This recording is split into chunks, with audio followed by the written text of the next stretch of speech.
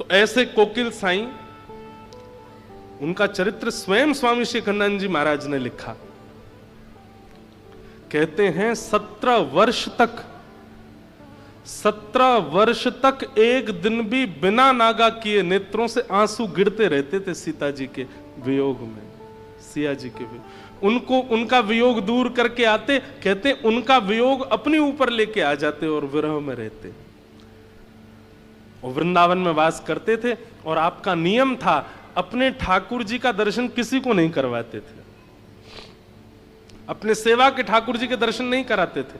आप जैसे अगर चले गए उनके यहां, आपने कहा हम हरिद्वार से आए, आइए आओ बैठो बैठो, लाओ इनके लिए थाली लगाओ, रोटी पवाओ, दाल चावल पवाओ, कढ़ी पवाओ, ये पवाओ, गुलाब जामुन पवाओ, और कोई जरूरत आपको नहीं, नहीं आपके ठाकुर जी का दर्शन। अच्छा रुको रुको रुको, दक्षिणा दो, वस्त्र दो, आभूषण दो, जो चाहिए सब ले लो, और अंत में कहते ठाकुर जी का दर्शन नहीं कराएंगे।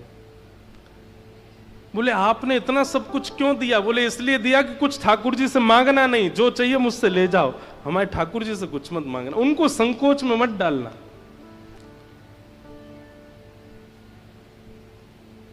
श्रीमद् भागवत ऐसे गुण का निर्माण करती है। हमारी सोच, हमारी विचार, हमारी स्थिति अगर भक्ति में उसमें परिवर्तन नहीं आता है तो कथा सुनने का कोई लाभ नहीं है। हम सुनते हैं कि श्री चैतन्य महाप्रभु गुंडीचा मार्जन कर रहे हैं, क्यों? क्योंकि उनके मन में भाव है कि महाप्रभु जी आ रहे हैं, रथ पर बैठ करके वृंदावन को सजाओ। हम सुनते हैं कि श्री कोकिल साईं अपने ठाकुर जी का दर्शन नहीं कराते, क्यों? कि कोई व्यक्ति दुनिया की याचना ना कर ले इनसे। हमारे चित्त में कौन सी भावना प्रकट होती है ठाकुर जी को लेकर? कुछ भी नहीं। और जब तक ये भावना प्रकट ना हो तब तक समझिए कि आपने कथा सुनी नहीं। कथा चित्त को एक अभूतपूर्व बना देती है, आपकी विचारधाराओं को, आपकी चित्तवृत्ति को ऐसा बना देती है कि आप कुछ अलग सोचने लगते हैं, आपकी विचारधाराएं कुछ विलग हो जाती हैं।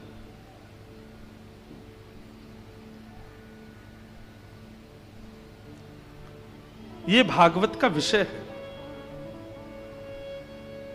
धर्म प्रोचित कई तवोत्र परमो, धर्म नहीं, अब परम धर्म की राह पर आप चलने लग गए हो।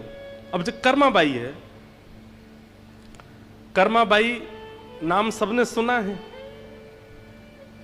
ठाकुर जी के लिए खिचड़ी बनाती थी बिना नहाए धोए, ये बात भी सबको पता है। लेकिन उनके व्यवहार में इतनी सरलता थी, इतनी सहजता थी कि ठाकुर जी उनके यहां खिचड़ी खाने जाते थे। एक बार ऐसा हुआ कि कर्माबाई जगन्नाथपुरी चली गई, और जब अपनी आयु में थोड़ी बड़ी हो गई कर्माबाई तो जगन्नाथपुरी में ही रहने लगी। एक बार, अच्छा ये बात भी सबको पता था कि कर्मा के पास में महाप्रभु जगन्नाथ जी आते हैं, बहुत ध्यान से सुनिएगा सब लोग। पूरे जगन्नाथपुरी में सबको पता था कि जगन्नाथ भगवान सुबह सुबह मंदिर खुलने से पहले कर्मा के यहां जाते हैं, खिचड़ी पाक के आते हैं। और उसका प्रमाण यह होता था कि जब लोग बाग कर्माबाई के घर जाते थे, कुटिया में जाते, तो या तो कभी महाप्रभु जी की माला वहां मिलती थी, या चंदन की सुगंधी वहां आती थी, या कोई वस्त्र वहां पड़ा हुआ मिलता था। इससे प्रमाणित होता था कि ठाकुर जी आए थे। और फिर सब संत जन जाकर के कर्माबाई से पूछते थे, आज ठाकुर जी कैसे आए थे? फिर कर्माबाई सुनाती, आज ऐसे चल के आए थे, आज तो सुभद्रा जी को गोद में उठा के लाए थे, थक गई थी वो, आज तो दाऊ दादा की गोद में कन्हैया और सुभद्रा दोनों बैठ के आए थे। दाऊ दादा आकर के बोले, अरे कर्मा देख, ये दोनों मुंह पे लद गए, अब जल्दी से खिचड़ी पवा दे। ऐसी ऐसी लीलाएं सुनाती कर्माबाई, और सुन करके सब भावुक हो जाते। लेकिन एक बार एक महात्मा गए, बड़े विद्वान। वो महात्मा, अब जो ज्यादा कई बार ज्ञानी हो जाते हैं ना, बुरा नहीं मानिएगा, ज्ञान होना एक बात होता है, वो ज्ञान का आवरण होना एक अलग बात होता है। एक होता है धनवान हैं, और एक है धनवान है नहीं पर दिखा रहे हैं कि हम बहुत धनवान हैं। यहाँ पे अंगूठी पहन, यहाँ पे पहन, यहाँ पे पहन, इधर लटका लिए दो चार। कई लोग ऐसा वो जबरदस्ती दिखाते हैं कि हम बहुत धनवान हैं। कई लोग ज्ञानी नहीं होते पर दिखाते हैं कि हम बहुत ज्ञानी। कई लोग भक्त होते नहीं पर दिखाते हैं कि हमें भक्ति बहुत है। तो ऐसे ही एक महात्मा चले गए। कर्माबाई प्रवचन आज की लीला सुना रही थी, आज कैसे कैसे ठाकुर जी आए, सबके तो नेत्र सजल हो गए, उनके ऊपर कोई असर नहीं हुआ। सब लोग वहां से जाने लगे। आज ठाकुर जी की खिचड़ी प्रसादी लेकर के सब जैसे जाने लगे तो वो महात्मा बोले सब चले जाएं कर्मा, फिर मुझसे एकांत में बात करना। सब चले गए। कर्माबाई बोली आज्ञा करो। बोले हमने सुना है तुम नहाती नहीं हो, प्रसाद बनाते से पहले स्नान नहीं करती। नहीं, ऐसी बात नहीं है। वो बाल्यकाल से महाप्रभु जी को प्रिय लगता है ना, तो मैं वैसे ही बनाती हूं।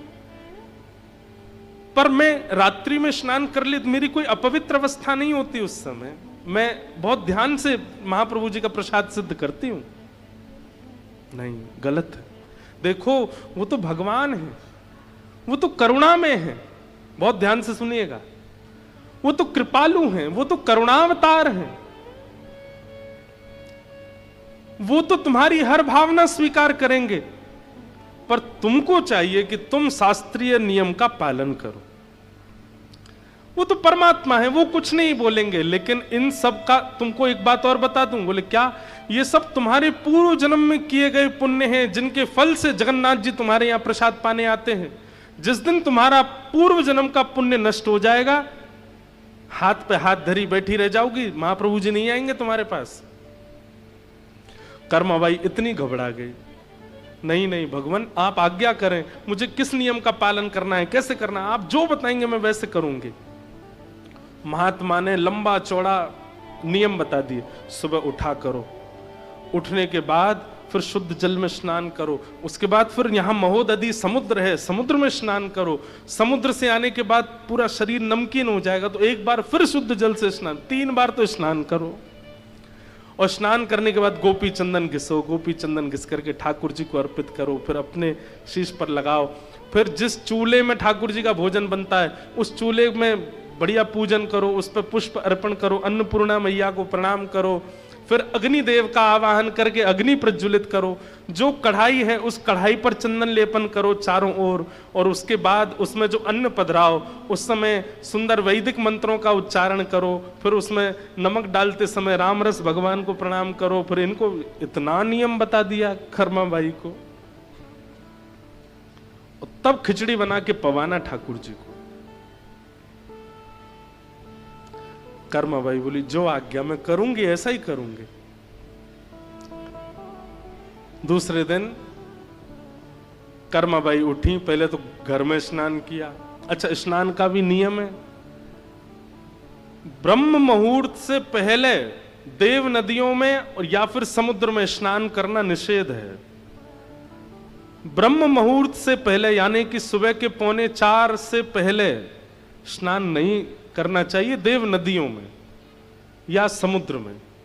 3:45, 3:30, 3:45 से ब्रह्म मुहूर्त प्रारंभ होता, तभी आप स्नान कर सकते हो, क्योंकि उससे पहले देवता स्नान करने आते हैं। उस समय यदि आप स्नान करने के लिए जाएंगे तो ऐसी शास्त्र आज्ञा है कि फिर देवता थोड़े, भाई उनका समय है, उनको स्नान करने दो। अब आप स्नान करोगे तो फिर वो नहीं करेंगे।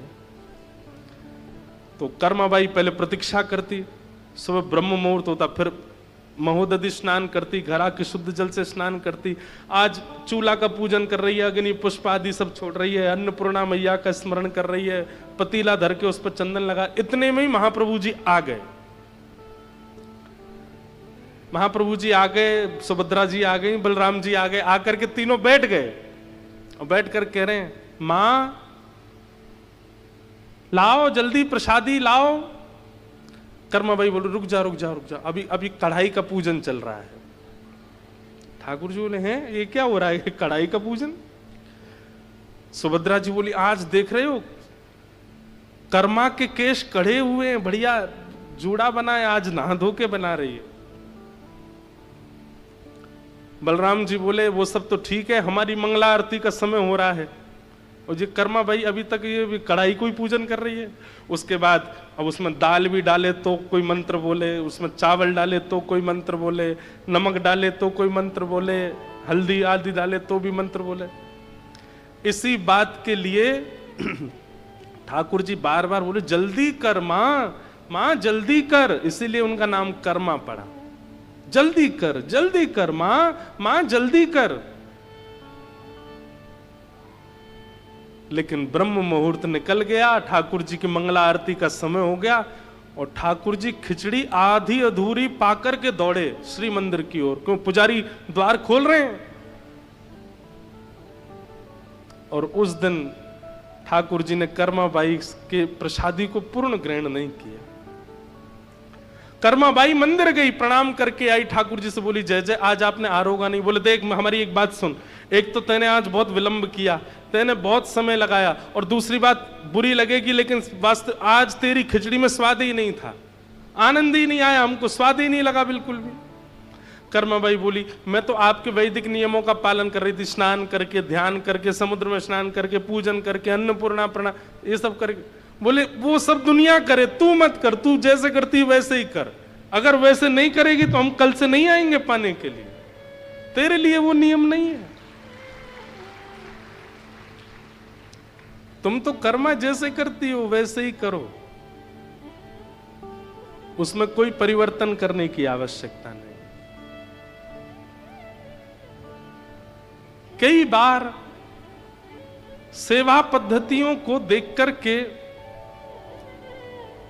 कई नियम और भाव का बात कह दी जाती, पर एक बात स्पष्ट मानिए, जो बुद्धि से, स्वभाव से, व्यवहार से बहुत सहजता में आ चुके हैं, चतुराई ने जिनको छुआ तक नहीं है, यदि वो इस प्रकार से सेवा भाव रखते हैं तो उसमें दोष नहीं है। आप चतुर हो, आपके अंदर चतुराई भी है, आप दुनिया से कमाना जानते हो, दुनिया से छल करना जानते हो, अपनी व्यवस्थाएं करना जानते हो, चतुर बुद्धि में कुछ ना कुछ घूमता रहता है, आपके लिए वैदिक नियम ही करने पड़ेंगे, उसके बिना ठाकुर जी की प्राप्ति नहीं होगी। जो सहज हैं, एक बात कह दूं, जो भोंदू हैं, जो बिल्कुल सरल हैं, उनके लिए तो वो जैसे कर दें उसी से ठाकुर जी राजी होते हैं, उसी से ठाकुर जी प्रसन्न होते हैं।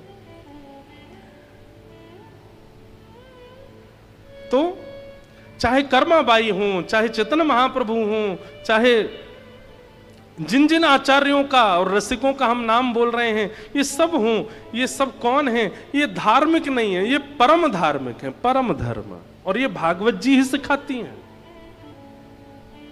परम धर्म। तो हमारे अंदर परम धर्म किस रूप में आया है? हम ठाकुर जी की प्रेम लक्षणा भक्ति में ऐसा क्या कर रहे हैं जो सबसे अलग है, सबसे भिन्न है, सबसे विलग है? सबसे अलग करने की भावना से मत करिएगा, वो अपने आप होगा, अपने आप सहजता से मन में भाव आएगा, ऐसे नहीं ऐसे करूं, ये नहीं ये पधराऊं, ये भाव, ये भागवत जी प्रकट करती हैं और इसी को परम धर्म कहते हैं। तो भागवत जी का विषय क्या है? परम धर्म का उद्दीपन होना। परम धर्म का मतलब होता प्रेम लक्षणा धर्म का उद्दीपन, प्रेम लक्षणा भक्ति का उद्दीपन होना, ये भागवत का विषय है। दूसरी बात, भागवत का अधिकारी कौन है? तो कहते हैं निर्मत सराणाम सताम, मात्सर्य दोष से विमुक्त व्यक्ति ही कथा सुनने का अधिकारी है। आपको यदि कथा समझ में नहीं आ रही है तो इस बात का यह प्रमाण है कि कहीं ना कहीं मात्सर्य चित्त में है। मात्सर्य का मतलब क्या होता है? ईर्ष्या। ईर्ष्यालु व्यक्ति को सत्संग समझ नहीं आता, ईर्ष्यालु। और एक और बात, समझ में तो सबको आता है, पर समझी हुई वस्तु जीवन में लागू सबके नहीं होती है। समझ रहे हैं बात? आपने कथा में जो बात सुनी वो समझ तो आ गई, पर जीवन में लागू वो सबके नहीं हो पाती। वो उसी की होती है जिसके चित्त में मात्सर्य दोष नहीं होगा। और अगर कथा में सुनी हुई भाव गुरु के द्वारा की गई आज्ञा आपके चित्त में लागू नहीं हो रही है तो आप मात्सर्य दोष से युक्त हो, यह इस बात का प्रमाण है। आपके अंदर ईर्ष्या है। किसी की उपलब्धि देख करके, किसी की सुंदरता देख करके, किसी के गुण देख करके, सुन करके आप सह नहीं पाते। इसीलिए गुरु आज्ञा और भगवद आज्ञा आपके जीवन में आ नहीं पाती। गुरु आज्ञा हो गई, रोज ये नियम पालन करके आपको करना है अपना दिन का प्रारंभ। अब आप घबरा गए, हो ही नहीं रहा, हमसे बन ही नहीं पाता, हमसे हो ही नहीं पा रहा, तो आप कहीं ना कहीं इस बात को प्रमाणित कर रहे हो कि आप में ईर्ष्या है। समझ रहे हैं हमारी बात को? ईर्ष्या विमुक्त व्यक्ति शास्त्राज्ञा और गुरु आज्ञा के पालन में बिल्कुल संकोच नहीं करेगा। और जिसके चित्त में किंचित ईर्ष्या होगी किसी के भी प्रति, वो गुरु आज्ञा और शास्त्राज्ञा को जीवन में धारण करने से पहले उसको 100 बार सोचना पड़ेगा। कैसे करूं, मुझसे तो होगा नहीं, मेरे पास तो समय ही नहीं है, मैं तो इतना व्यस्त हूं, ये तो बन ही नहीं पाएगा, ये तो हो ही नहीं पाएगा। मीराबाई, चाहे विपरीत ससुराल मिला हो, चाहे विपरीत संबंधी मिले हो, मीराबाई को जो करना है वो कर लिया उन्होंने। भोजन की व्यवस्था नहीं, रहने की व्यवस्था नहीं, अन्न की व्यवस्था नहीं, प्रेम की व्यवस्था नहीं, व्यवस्थाओं की व्यवस्था नहीं, फिर भी गिरधर लाल जी की सेवा की उन्होंने, क्योंकि ईर्ष्या नहीं है चित्त में। इसलिए भैया हमारी एक बात बहुत ध्यान से सुनिएगा, आपके भीतर यदि क्रोध बढ़ गया है, कोई बात नहीं, कथा सुनते रहिए, एक दिन खत्म हो जाएगा। आपके अंदर लोभ बढ़ गया है, एक दिन वो भी गुरु कृपा, गंगा जी की कृपा से छूट जाएगा। आपके अंदर काम बढ़ गया है, वो भी कभी ना कभी भगवत संतों की कृपा से विमुक्त हो जाएगा। लेकिन कहीं आपके अंदर ईर्ष्या की भावना आ गई है तो आपको चिंतित होना चाहिए, अब क्या करें? क्योंकि ईर्ष्या एक ऐसा दोष है जिसकी कोई औषधि नहीं है। ईर्ष्या को तो केवल आप विचार करके ही छोड़ सकते हो कि मुझे ईर्ष्या नहीं करनी है, और इसी भावना से गंगा प्रणाम, इसी भावना से बद्रीनाथ दर्शन, इसी भावना से वृंदावन, इसी भावना से गिरिराज जी परिक्रमा, तभी ईर्ष्या नष्ट होगी। काम आ गया तो चला जाएगा, क्रोध आ गया तो चला जाएगा, लोभ आ गया तो चला जाएगा, पर ईर्ष्या, मात्सर्य दोष यदि आ गया तो जाने में बहुत समय लगेगा। इसलिए किसी की उपलब्धियां सुनकर के जब विचलित होते हो तो उस रात्रि सोइएगा नहीं कि मुझ में ईर्ष्या आ गई, अब क्या करूं मैं। उसी दिन से अपना नियम, संयम, कथा श्रवण सब सुधारना प्रारंभ कीजिए, क्योंकि कामी व्यक्ति को भी भगवत दर्शन हुआ है, ऐसे कई भक्तों की लीलाएं हैं। लोभी को भी भगवत दर्शन हुआ है, क्रोधी को भी भगवत दर्शन हुआ है, पर ईर्ष्यालु को नहीं हुए। ईर्ष्या युक्त व्यक्ति को भगवत दर्शन नहीं होता। तो यहां पर क्या कहते हैं, निर्मत सराणाम सताम। ठाकुर जी के चरणों का अधिकारी कौन है, कथा सुनने का अधिकारी कौन है, जिसके चित्त में मात्सर्य दोष नहीं है। आपको सेवा मिल गई लेकिन मात्सर्य दोष नहीं, तो सेवा मिलने के बाद भी आपके लिए वो पाषाण हैं, ठाकुर जी उसमें से प्रकट नहीं होंगे। आपको धाम मिल गया लेकिन धाम मिलने के बाद भी ईर्ष्या नहीं गई, तो धाम आपके लिए बंबई दिल्ली जैसा ही है, आप उसको धाम रूप में देख नहीं पाओगे। इसलिए ईर्ष्या को नष्ट करो, निर्मत सराहना। और ईर्ष्या को नष्ट करने का एक ही उपाय है, क्या? प्रणाम, वंदन। जितना ज्यादा हो सके दंडवत करो, प्रणाम करो, दैन्यता जीवन में लाओ। जितने दीन बनोगे, जितना झुकेंगे, जितना ज्यादा संत महापुरुष वैष्णवों के चरणों की ओर नतमस्तक होंगे, उतनी जल्दी ये ईर्ष्या दोष नष्ट होगा। ईर्ष्यालु व्यक्ति खड़ा रहता है, झुकता नहीं। और जो झुकना सीख जाए, जो बहुत झुक करके प्रणाम करे, उसके अंदर ईर्ष्या टिक नहीं सकती।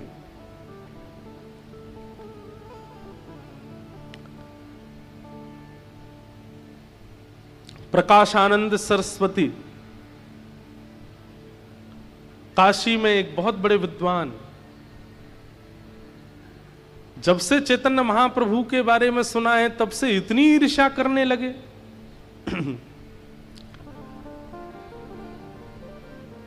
श्री प्रकाशानंद जी ये कौन है? हमारे श्री राधारमण लाल जी को जिन्होंने प्रकट किया, ऐसे श्री गोपाल भट्ट गोस्वामी जी के खास चाचा प्रकाशानंद जी। दक्षिण भारत में आप निवास करते थे, लेकिन अपनी विद्वत्ता के कारण काशी आ गए। बहुत ध्यान से सुनिएगा। तो एक बार दक्षिण से कोई गया था काशी, तो प्रकाशानंद जी ने पूछा, तुम कहां से आए हो? बोले, हम दक्षिण आपके घर के पड़ोस से ही आए। अच्छा, घर पे सब लोग कैसे हैं? बोले, हमारे बड़े भैया कैसे हैं? बोले, बहुत अच्छे हैं। और परिवार के सब लोग कैसे? अच्छा, बड़े भैया का जो बेटा है गोपाल भट्ट वो कैसा है? बोले कि महाराज सब बहुत अच्छे हैं, लेकिन आपके घर में एक दुविधा हुई है। बोले, क्या? कुछ दिन पहले श्री कृष्ण चैतन्य महाप्रभु नाम के एक व्यक्ति आए थे और आपके घर से उन्होंने वेद वेदांत सबको बंद करा दिया, केवल हरिबोल हरिबोल होता है अब तो आपके घर में। और आपका जो वो भैया का बेटा है, जो आपका भतीजा है गोपाल भट्ट, उस पर तो वो विशेष कृपा, चातुर्मास पूरा उसी पर ही कृपा करके गए हैं। ये बात सुनकर के इतनी ईर्ष्या हुई प्रकाशानंद जी को चैतन्य महाप्रभु के प्रति। बोले, ये मुझे जिस दिन मिलेगा मैं इसको अच्छे से बताऊंगा कि क्या कहते हैं, धर्म किसे कहते हैं, शास्त्र किसे कहते हैं। इतनी ईर्ष्या करने लगे उनके प्रति। जगन्नाथपुरी में सार्वभौम भट्टाचार्य जी को जब चैतन्य महाप्रभु ने अपना अनुगत्य बना लिया, तो ये बात सुनकर के प्रकाशानंद जी और ज्यादा ईर्ष्यालु हो गए, क्योंकि सार्वभौम भट्टाचार्य जी तो और भी ज्यादा विद्वान हैं और चैतन्य महाप्रभु को उन्होंने अपना शिष्य बना लिया। तो प्रकाशानंद जी कहते कि इन पर कोई भक्ति नहीं है, इन पर कोई ज्ञान नहीं है, जादूगर है। ये अपने जादू से सबको अपना बना लेता है। ईर्ष्या।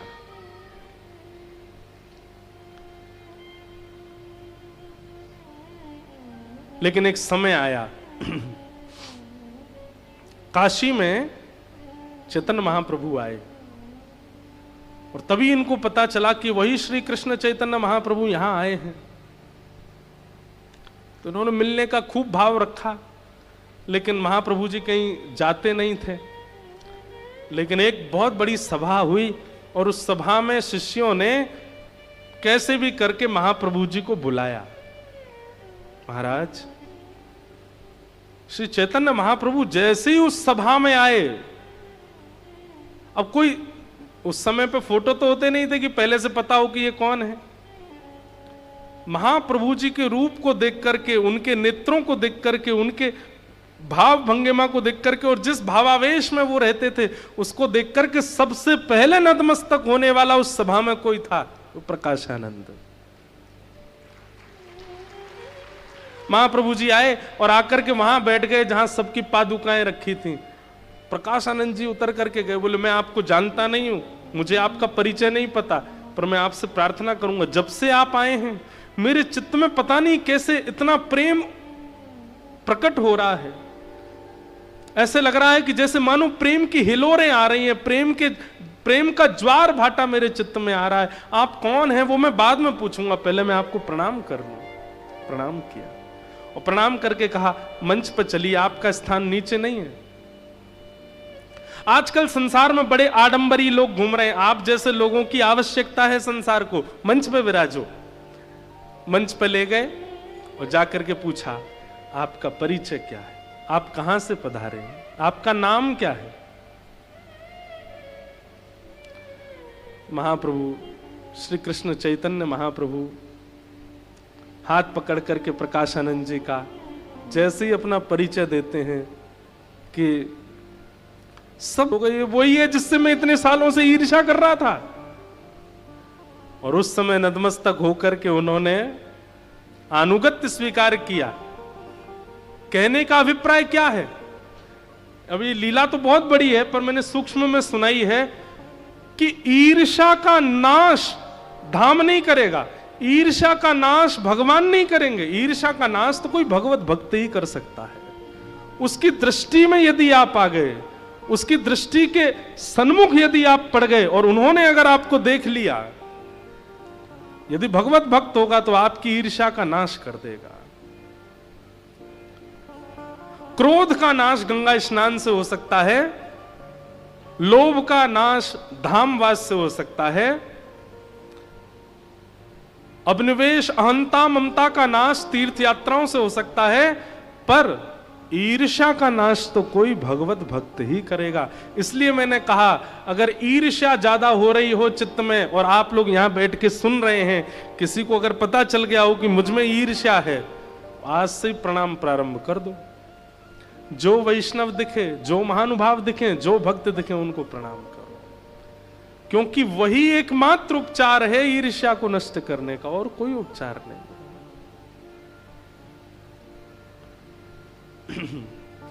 निर्मत्सराणाम सता, मात्सर्य दोष भगवत भक्ति में अगर मैं कह दूं तो काम से भी बड़ी बाधा, क्रोध से भी बड़ी बाधा, लोभ से भी बड़ी बाधा यदि भगवत मिलन में कोई है तो वो है ईर्ष्या। बहुत बड़ी बाधा है। इसलिए ईर्ष्या को चित्त में मत आने दीजिए। और आपको आश्चर्य तो नहीं होगा, लेकिन ये बात सब जानते हैं, इस पंडाल में भी बैठा पीछे से लेकर के और मुझ तक हर व्यक्ति के अंदर तनिक ही सही ईर्ष्या है। इसीलिए इतनी कथाएं सुनते हैं, इतनी कथाएं कहते हैं, इतनी ठाकुर जी की सेवा करते हैं, फिर भी साक्षात्कार नहीं हो पाता हमको। क्यों? ईर्ष्या है। इस ईर्ष्या का एक ही उपाय है, केवल और केवल भक्त प्रणाम, संत प्रणाम, वैष्णव प्रणाम। उनकी कृपा दृष्टि से ही ईर्ष्या का नाश हो सकता है, और कुछ नहीं।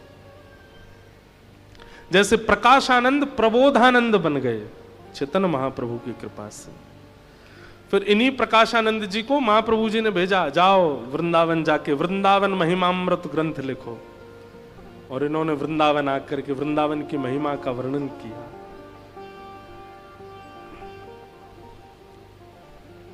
ईर्ष्या वैद्यं वास्तवमत्र वस्तु शिवदम् तापत्रयोन्मूलनम्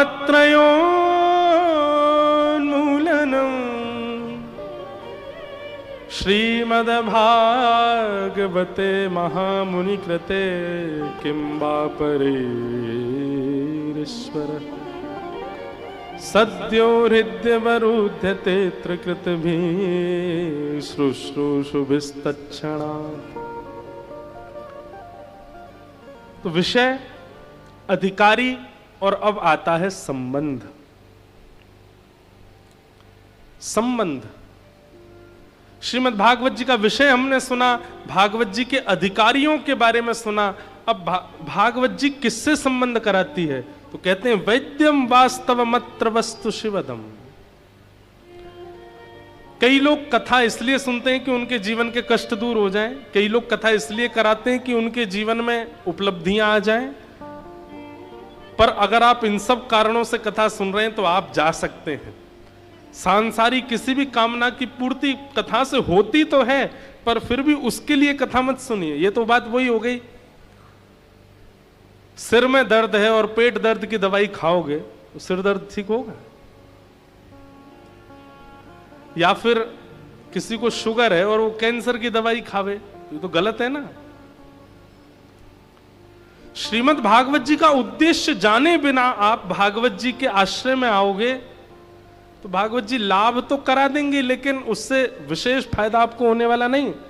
भागवत जी से यश की कामना, कीर्ति की कामना, वैभव की कामना, संपत्ति की कामना, सुख समृद्धि की कामना से कथा सुननी नहीं है। स्पष्ट करते हैं वेदव्यास जी महाराज, वैद्यम वास्तवमत्र वस्तु शिवदम। भागवत जी केवल संबंध कराती हैं। किससे संबंध कराती हैं? वेणुनाद करने वाली उस वस्तु यानी कि श्री कृष्ण से। और कैसा संबंध? बोले शिवदम, कल्याणकारी। ठाकुर जी से संबंध कराती है भागवत जी। कथा श्रवण के पश्चात वक्ता प्रिय नहीं लगते हैं, कथा श्रवण के पश्चात अन्य अन्य साधन प्रिय नहीं लगते हैं। कथा श्रवण के पश्चात ज्यों-ज्यों वक्ता शब्द बोलता है, त्यों-त्यों राधा रमण लाल, त्यों-त्यों राधा वल्लभ लाल, त्यों-त्यों वृंदावन बिहारी लाल और प्रिय लगने लग जाएं, तब समझो कि कथा का फल है। जितनी जितनी कथा सुनी जाए उतने आप ठाकुर जी के सामीप्य में पहुंचते चले जाएं, वो कथा का फल है। वैद्यम वास्तव मत्र वस्तु शिवदम, कल्याणकारी। हनुमान जी महाराज लंका गए और लंका में जाकर के हनुमान जी ने जैसे ही देखा कि विभीषण के द्वार पर लिखा है राम, तो हनुमान जी महाराज बोले, भैया ये माया नगरी है, हो सकता है कि हमको अपने चंगुल में फंसाने के लिए किसी ने अपने द्वार पर राम लिख दिया है, लेकिन अपने इष्ट का नाम देख करके प्रसन्न तो बहुत हुए हनुमान जी, फिर भी मन में हुई कि परीक्षा ले ली जाए, देखें तो सही कौन है। तो हनुमान जी ने एक विप्र का रूप धारण किया। मुझे लीला इतनी प्रिय लगती है, इससे इतनी बातों की सिद्धता हो जाती है इस कथा से। तो हनुमान जी ने एक विप्र का रूप धारण किया और चोटी धारण करके, त्रिपुंड लगा करके, एक बिल्कुल विप्र का भेष धारण करके, खड़ाऊं पहन करके, सुंदर ऊपर उपरना पहन के, नीचे धोती लांग की बांध करके, हाथों में ग्रंथ लेकर के हनुमान जी महाराज जैसे विभीषण के भवन में प्रवेश करते हैं, तो विभीषण जैसे ही देखता है, अब उसको हनुमान जी नहीं दिख रहे हैं, उसको कोई ब्राह्मण ही आते दिख रहे हैं, लेकिन फिर भी विभीषण इतना भावुक हो जाता है, इतनी करुणा में भर जाता है, नेत्र सजल हो जाते हैं, बार बार दंडवत प्रणाम करने लगता है, चरणों में नतमस्तक होने लगता है, दंडवत करता है, फिर उठ के देखता है, हनुमान जी के रूप को देख करके फिर प्रणाम करता है, फिर उठ के देखता है, फिर प्रणाम करता है। हनुमान जी घबरा गए कि कहीं इसको मैं दिख तो नहीं गया, ये मुझे पहचान तो नहीं गया, ये इतना प्रणाम क्यों कर रहा है। तो हनुमान जी ने कहीं जलाशय में अपना मुख देखा, बोले बानर भेष तो हमारा चला गया, ये इतना प्रणाम क्यों कर रहा है। अंत में हनुमान जी बोले, हे विभीषण, मैं तो पहली बार तुम्हारे निवास पर आया हूं, पहले मेरा तुमसे कभी मिलना हुआ नहीं, और संभवतः मैं जितना जानता हूं तुम भी मुझे पहचानते तो नहीं हो, लेकिन फिर भी तुम इतना प्रणाम कर रहे हो, इतनी करुणा में भरे आ रहे हो। तुम्हारा मुखमंडल देख करके, तुम्हारे अंग की भंगिमा देख करके ऐसा लगता है कि जाने मैं तुमसे कितने दिन का बिछड़ा हुआ तुमसे मिल रहा हूं। कोई बिछड़े हुए से जैसे भाव से मिलता, तुम वैसे मुझे देख रहे हो। इसके पीछे कारण क्या है, मैं जान सकता हूं। विभीषण जी बोलते हैं, मैं आपको नहीं जानता, मैं भी आपको पहली बार ही देखा हूं, मेरा आपका पूर्व कभी मिलन नहीं हुआ, पर फिर भी आपको मैं इतना प्रणाम इसलिए कर रहा हूं क्योंकि पता नहीं, जब से आप मेरे सामने आए हो, जब से मेरी दृष्टि ने आपको देखा है, तब से मेरे राम मुझे और ज्यादा प्रिय लग रहे हैं, तब से मेरे राम मुझे और ज्यादा याद आ रहे हैं, मुझे राघव का इतना स्मरण हो रहा है, मैं जब जब पलक झपक रहा हूं तब तक मेरे रघुनंदन मेरे को स्मृति में आ रहे हैं। ये तब से हुआ जब से आप आए हो, इसलिए मैं आपको प्रणाम कर रहा हूं, क्योंकि आप कोई सामान्य नहीं हो, आपकी उपस्थिति राम जी की याद करा रही है, आपका मुखमंडल, आपका दर्शन मुझे राम जी की ओर और ज्यादा खींच रहा है, इसलिए मैं आपको प्रणाम कर रहा हूं, मैं नहीं जानता आप कौन हो। हनुमान जी तुरंत अपने रूप में प्रकट हो गए और तुरंत विभीषण को हृदय से लगाया, बोले विभीषण, तुम वास्तविक वैष्णव हो, तुम्हारे अंदर, तुम्हारे चित्त में, तुम्हारी बुद्धि में, तुम्हारे व्यवहार में इतनी वैष्णवता आ चुकी है कि तुम किसी व्यक्ति विशेष को देख करके उसके हृदय की स्थिति पहचान सकते हो, चाहे वो छद्म वेश धारण करके आया हो। हनुमान जी हमारे सामने आ जाएं, हमारे चित्त पर कोई फर्क नहीं पड़ेगा, क्यों, मलिन इतना है भाई। प्रतिबिंब तब दिखता है जब शीशा साफ हो, हनुमान जी सन्मुख आएंगे तो हमारे चित्त में उनका प्रतिबिंब तब प्रकट होगा जब हमारा चित्त मार्जन हुआ हो। और चित्त ही इतना मलिन है, हनुमान जी क्या साक्षात राम जी आ जाए तो भी कोई फर्क नहीं पड़ेगा हम पर, क्योंकि मलिनता है। श्रीमद् भागवत क्या करती हैं? चित्त का मार्जन करके ठाकुर जी से संबंध कराती है, ठाकुर जी के योग्य बनाती है।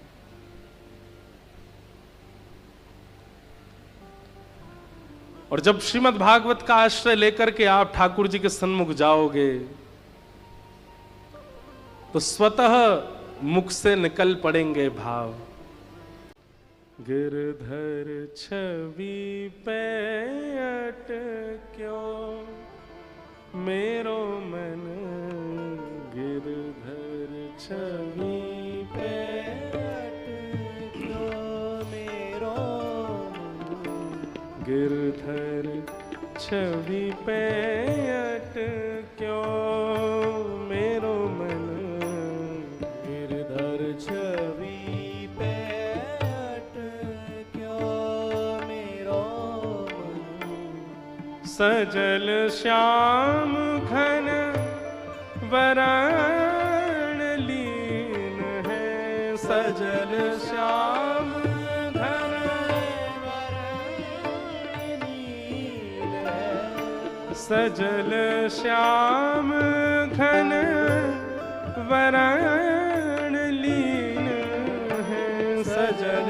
श्याम घन वरण लीन है, फिर चित अनंत न भटक्यो,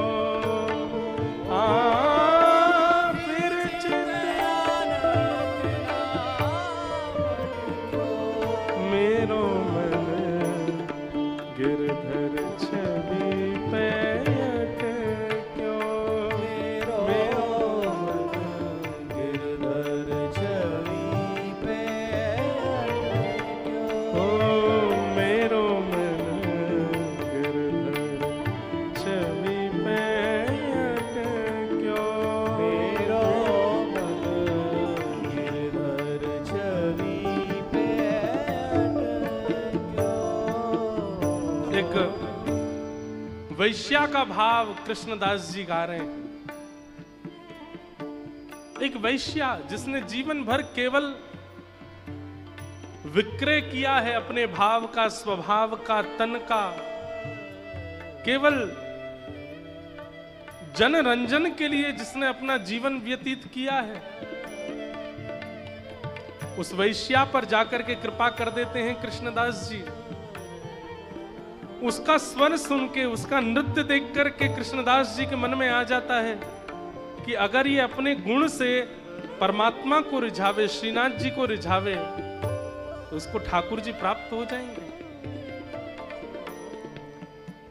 और ले जाते हैं उस वैश्या को गिरिराज जी अपने साथ। ये कहकर के नहीं लेके गए कि तुझे मंदिर में नृत्य करना है, ये कहकर के नहीं गए कि श्रीनाथ जी के सन्मुख नृत्य करना है, बल्कि ऐसा कह के गए, हमारे सेठ जी बड़े उदार हैं, उनके सामने नृत्य करेगी तो वो तुझे धन से माला माल कर देंगे। वैश्या के मन में आया कि कोई इतना बड़ा सेठ जो मुझे इतना धन दे दे कि अब जीवन में मुझे कहीं और नृत्य ना करना पड़े। कृष्णदास जी बोले, ऐसे ही सेठ हैं हमारे, वो इतना धन देंगे कि किसी और के आगे तुझे नृत्य करना नहीं पड़ेगा, वो तेरा अंतिम नृत्य होगा। चल। सज के सब तैयार होकर के गई है वो वैश्या, श्रीनाथ जी के मंदिर में खड़ी है, कपाट लगे हैं श्री जी बाबा के। कृष्णदास जी की ओर देखती है, कहां है आपके सेठ जी? बोले अभी भोजन रोक रहे हैं, अभी पर्दा खुलेगा तब दिखेंगे। और जैसे ही पर्दा खुलता है, वह गिरधर छवि सामने, एक भुजा ऊपर, दूसरी भुजा कमर पर, नीचे नेत्र हैं, सुंदर सिर पर पाग पहनी है, गले में दोमाल धारण करी है। ऐसा अद्भुत स्वरूप देख करके वो वैश्या देखती रह गई ठाकुर जी को। कृष्णदास जी की बात मन में चलने लगी कि उनके सामने नृत्य कर देगी तो दुनिया में तेरे नृत्य सब जगह से बंद करा देंगे, वो इतना धन दे देंगे कि और कहीं जाना नहीं पड़ेगा। समझ गई वो, उसे याद आ गई कृष्णदास जी की बात कि कृष्णदास जी कह रहे थे इनके सामने नृत्य कर दूंगी तो फिर कहीं और जाना नहीं पड़ेगा। तब श्रीनाथ जी के सन्मुख नृत्य करती है वो, और कृष्णदास जी गा रहे हैं इस पद को, गिरधर छवि पे अटक्यो मेरो मन, गिरधर छवि पे अटक्यो मेरो मन, गिरधर छवि पे अटक्यो मेरो मन, गिरधर छवि पे अटक्यो मेरो मन, ललित त्रिभंगी चाल पे चल के, ललित त्रिभंगी चाल पे चल के, ललित त्रिभंग चाल पे चल के, ललित त्रिभंग चाल पे चल, चिबुक चारू गड़ी ठट क्यों, चिबुक चारू गड़ी ठट मेरो मन, गिरधर छवि पे अटक्यो मेरो मन, गिरधर छवि पे अटक्यो मेरो मन, गिरधर छवि पे अटक्यो मेरो मन, गिरधर छवि पे अटक्यो, कृष्णदास की प्राण न्योछावर, कृष्णदास की प्राण न्योछावर, कृष्णदास की प्राण न्योछावर, कृष्णदास की प्राण न्योछावर, यह तन जग सिर पट क्यों,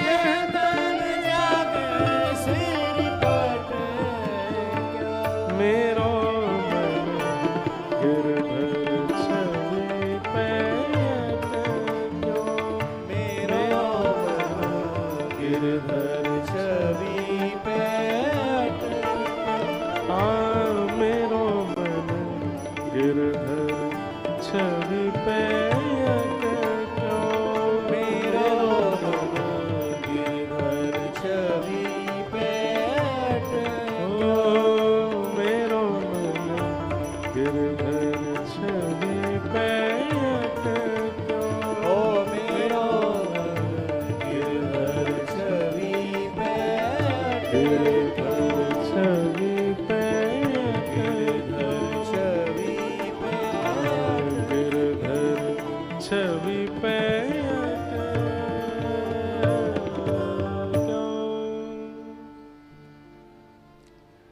इतने दर्शन हम करते हैं, सब जगह जाते हैं, पर फिर भी ये मन ठाकुर जी के चरणों में अटकता नहीं है। क्यों?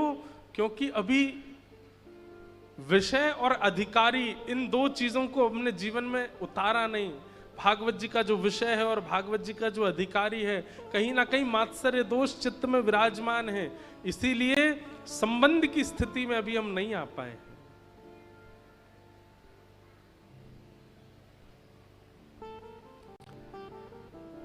विषय, अधिकारी, संबंध, और चौथी बात आती है प्रयोजन। तापत्रयोन्मूलनम। श्रीमद् भागवत क्या करती हैं? त्रितापों का उपशमन करती हैं। आदि दैविक, आदि भौतिक, आध्यात्मिक, तीन ताप हैं। किसी को दैविक ताप है, किसी को भौतिक ताप मतलब कष्ट, कथा सुनने वाले वैष्णव के चित्त में ताप तो आते हैं जीवन में, पर उसको अनुभव नहीं होता। मैं कथा में कहता हूं इस बात को। उसके जीवन में संकट संसारी लोगों की तरह ही आते हैं, पर उसको अनुभव नहीं होता।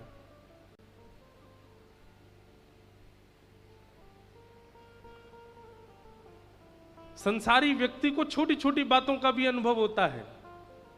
भोजन में स्वाद नहीं है तो भी वो दुखी हो जाएगा, उसके अनुकूल कोई व्यक्ति नहीं है तो भी वो दुखी हो जाएगा, उसके अनुकूल व्यवस्था नहीं तो भी वो दुखी। पर वैष्णव व्यक्ति सब स्थितियों में सम रहना सीख जाएगा। तापत्रयोन्मूलनम का यही अर्थ है। आपको जैसा प्रसाद मिल जाए, आपके लिए पेट भरना आवश्यक है, स्वाद आवश्यक नहीं है। कैसा भी दृश्य दिख जाए, दृश्य में ठाकुर जी होने आवश्यक हैं, सुंदरता होनी नहीं। सीधी बात, संसार देखता सुंदरता को है, सुनता स्वर को है, चखता स्वाद को है, पर वैष्णव इन सब में कृष्ण को विराजमान कर लेता है। उसके लिए सुंदरता भी कृष्ण है, शब्द भी कृष्ण है, स्वाद भी कृष्ण है, सब कुछ कृष्ण है। सर्वम कृष्णमयम, सब में कृष्ण दिखता है। और ऐसा व्यक्ति जब हो जाता है कि उसको केवल कृष्ण चाहिए, सुनने में कृष्ण चाहिए, दिखने में कृष्ण चाहिए, सब स्थितियों में केवल कृष्ण संबंध चाहिए, उसको फिर संसार की विचलनता व्याकुल नहीं करती। वो संसार की विचलनताओं से, विपरीतताओं से व्याकुल नहीं होता। रात्रि भर सोए नहीं, क्यों? बिस्तर अनुकूल नहीं था। ये एक वैष्णव नहीं हो सकता।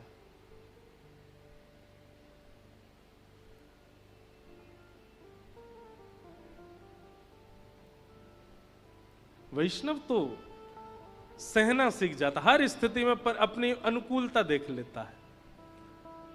जैसा मिल जाए सब कृपा है ठाकुर जी की।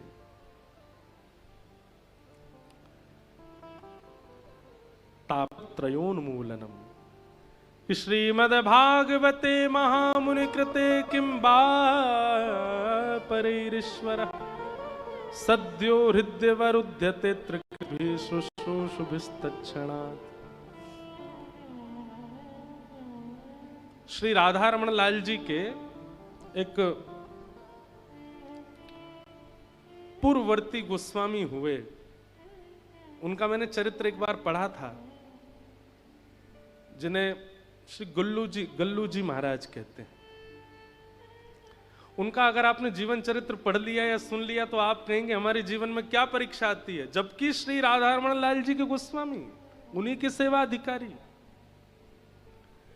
उनके पिताजी का इतना कर्जा हो गया था वृंदावन में कि उनको वृंदावन से दूर जाना पड़ा, तो फर्रुखाबाद चले गए। धाम में जन्म लेने वाले के लिए इससे बड़ा कष्ट कुछ नहीं होता कि उसको किसी कारण से धाम छोड़ना पड़े। आजकल तो शिक्षा छोड़ देते हैं, वो बात अलग है, पर मन नहीं था, लेकिन ऐसी व्यवस्था बन गई कि जाना पड़ा। इतना कर्जा पिताजी का हो गया कि गल्लू जी महाराज सोचने लगे अब क्या करें, पिताजी का कर्जा कैसे दूर हो। 2.5 वर्ष में सेवा आती थी राधा रमन लाल जी की, और 2.5 वर्ष की सेवा में जो प्राप्त होता था वो सेवा में ही लग जाता था। तो आप कथा करने लगे, कथा के वक्ता बन गए, जगह जगह जाकर के कथाएं करते थे, ठाकुर जी की मंगलमयी कथाएं सुनाते, और उसमें भी जो प्राप्त होता उसमें भी बहुत छोड़ छोड़ करके, कोई भागवत जी पर धन चढ़ाए तो उसको कहीं बंटवा देना आदि, जो उनको कोई दे के जाता तो उससे पिताजी का कर्जा धीरे धीरे चुकाते। पिताजी ने बहुत अल्प आयु में उनका विवाह कर दिया। विवाह के कुछ दिन बाद जिनसे उनका विवाह हुआ वो भी चल बसी, पत्नी भी चली गई। तो पिताजी ने फिर दूसरे विवाह का प्रस्ताव रखा। गल्लू जी महाराज बोले पिताजी ये 16-17 वर्ष की आयु में कष्ट मिल रहे हैं उनको, लेकिन वो फिर भी सह रहे हैं। पिताजी से कहा कि अब विवाह नहीं करना हो, कराना है तो आप वृंदावन में करा दो, कहीं इसी बहाने ससुराल है वृंदावन में तो जाना भी रहा बना रहेगा। वृंदावन में उनका ब्याह हो गया। बस राधारमण जी से प्रार्थना करते, नाथ आपने अपने गोस्वामी बालकों में जन्म दिया, वृंदावन में जन्म दिया, पर इतना दूर क्यों भेज दिया? क्या कारण बना जो इतना कष्ट आप दे रहे हैं? बहुत विरही चरित्र है उनका।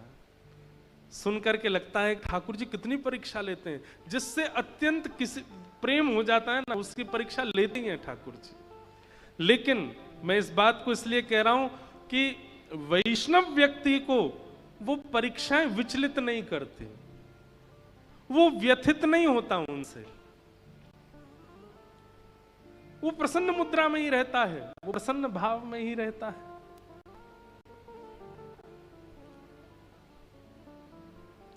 एक बार उनके गल्लू जी के प्रसंग में एक प्रसंग ऐसा आता है कि एक दिन ऐसा आया कि उन्होंने अपने पिताजी का सारा कर्जा चुका दिया। तो उस दिन वो इतने प्रसन्न हो गए कि नाचने लगे और नृत्य करते हुए पिताजी से बोले, पिताजी अब हमारे ऊपर कोई कर्जा नहीं है। बोले हाँ अब तो लाला हम कर्जा भी। बोले अब मुझे एक चीज दे दीजिए, मैंने जीवन भर आपसे कुछ नहीं मांगा, अब दे दो। बोले क्या? वृंदावन चलो, अब वृंदावन रहेंगे, राधारमण जी के पास ही रहेंगे। पिताजी बोले ठीक है चलो। तो अपने सब सामान लेकर के वृंदावन निकले। रास्ते में लुटेरों ने लूट लिया, तो जो थोड़ा बहुत उनके पास बचा था जीवन याचन करने के लिए वो भी नहीं बचा। एक बक्सा था उसमें ग्रंथ रखे थे, गल्लू जी बस उसको पकड़ के बैठ गए। बोले ये तुम्हारे काम के नहीं है, ये ग्रंथ है भैया, इनको तुम कहां ले जाओ, बाकी जो तुम्हारा मन हो सब ले जाओ। बैलगाड़ी भी ले गए चोर। पिताजी बोले जाने परीक्षाएं कब खत्म होंगी। गल्लू जी महाराज वो पिताजी राधारमण लाल जी यो कह रहे हैं सिंगल पीस में मैंने तुम्हें भेजा, वैसे ही आओ मेरे पास, कुछ मत लेके आओ, वैसे ही आ जाओ। और देखो आज वृंदावन में जैसे मैं जन्म लेकर के आया था एकांत अकेला, वैसे ही आज पुनः जा रहा हूं, कुछ भी नहीं है। और ये ग्रंथ ये कोई मेरी कमाई थोड़ी है, ये तो साक्षात ठाकुर जी हैं, इनका मेरे पास होना कोई धन होने के समान थोड़ी है। वृंदावन तो ठाकुर जी कहीं आपसे बहुत प्रेम कर बैठे ना, तो संसार के प्रति अंतर्मुखी आपका स्वभाव बन जाए, इसकी पूरी योजना ठाकुर जी बनाएंगे। बहुत अच्छा चरित्र है गल्लू जी का, उनका मैं कल और विस्तार से थोड़े प्रसंग सुनाऊंगा।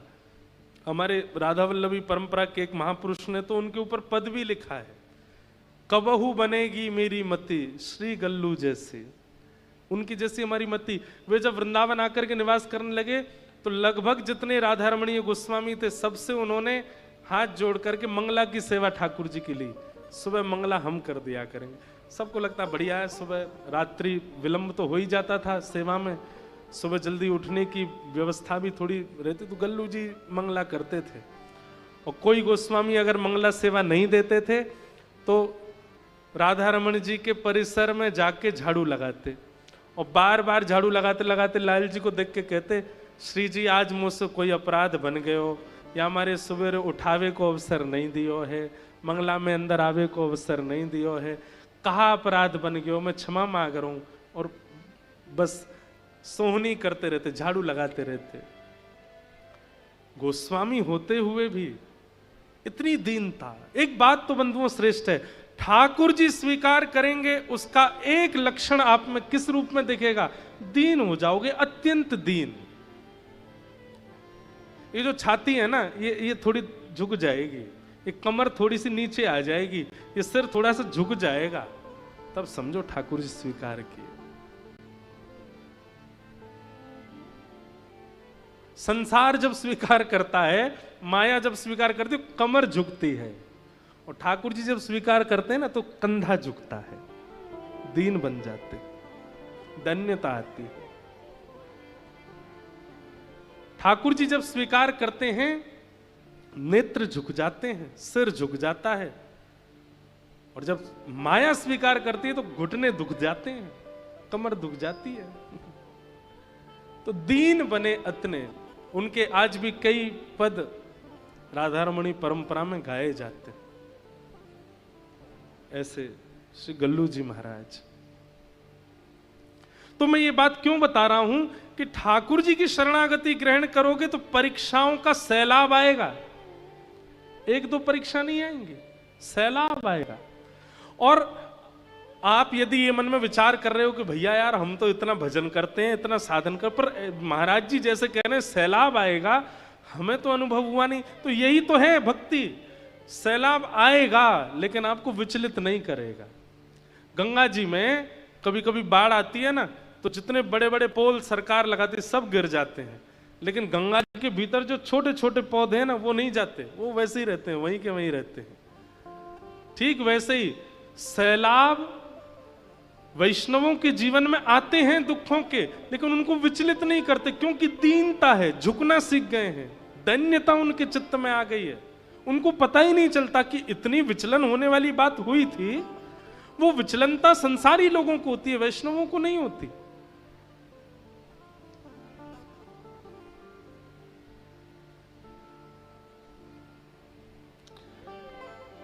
तो तापत्रयोन्मूलनम, ठाकुर जी अगर आपको स्वीकार कर देंगे तो संकट तो जीवन में आएगा, पर संकट का जो प्रभाव है वो प्रभाव नष्ट हो जाएगा। आप विचलित नहीं होगे उससे, आप प्रसन्न रहोगे। कितने प्रसंग, कितने चरित्र ऐसे हैं कि ऐसे ऐसे संकट आए कि अगर वो हमारे जीवन में आ जाए तो हम तो रो रो के बेहाल हो जाएं, पर भगवत भक्तों के ऊपर इतनी बड़ी कोई पीड़ा नहीं हुई।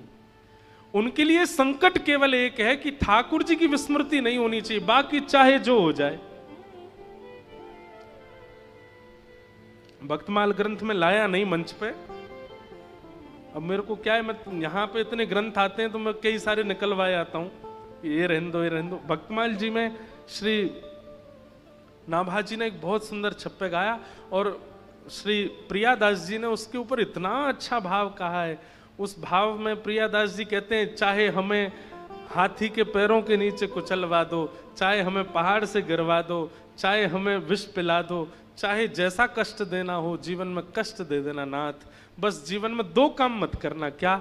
एक तो स्वयं के नेत्रों से और अपने भक्तों के नेत्रों से हमें कभी दूर मत करना। इसके अलावा जो देना हो कष्ट दे दो जीवन में, बस ये दो काम मत करना नाथ। आपके नेत्र और आपके भक्तों के नेत्रों से कभी दूरी ना हो हमारी, बस ये कर दीजिए।